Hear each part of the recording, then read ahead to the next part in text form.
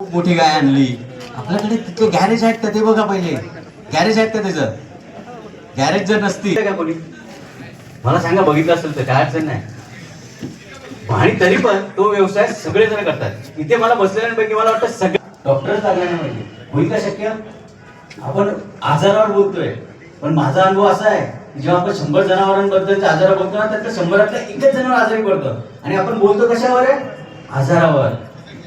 लक्षात आलं? जर तुम्ही व्यवस्थित व्यवसाय केला.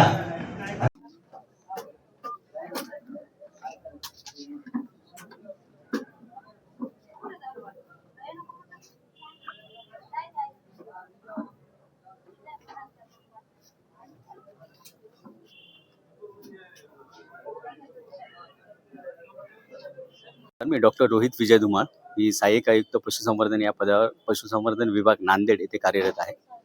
आमचे माननीय जिल्हा पशुसंवर्धन उपायुक्त माननीय सखाराम खुने, डॉक्टर सखाराम खुने यांच्या मार्गदर्शनाखाली आम्ही हे उद्योजकता मुख्यमंत्री पशुधन उद्योजकता योजना ह्या योजनेअंतर्गत पशुपालकांना ह्या योजनेची माहिती करून देणे, तसेच आपल्याकडे असणारा दुग्ध व्यवसाय, कुक्कुटपालन, शेळी आणि मेंढीपालन याबद्दल एक दिवसीय प्रशिक्षण शिबिर आपण आयोजित करण्यात आलं आहे.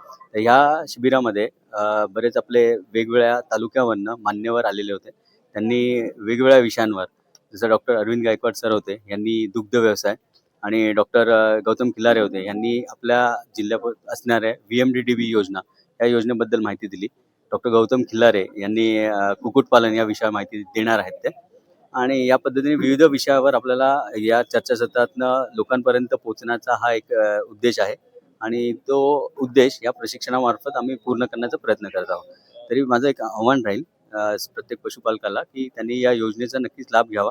ही योजना आता लवकरच ऑनलाईन स्वरूपात तुमच्या सर्वांच्या भेटीसाठी येणार आहे. तर याच योजनेची माहिती आणि प्रसार करण्यासाठी आणि पशुपालकांना चांगले प्रशिक्षण देण्यासाठी आम्ही हा उपक्रम राबवण्यात आला.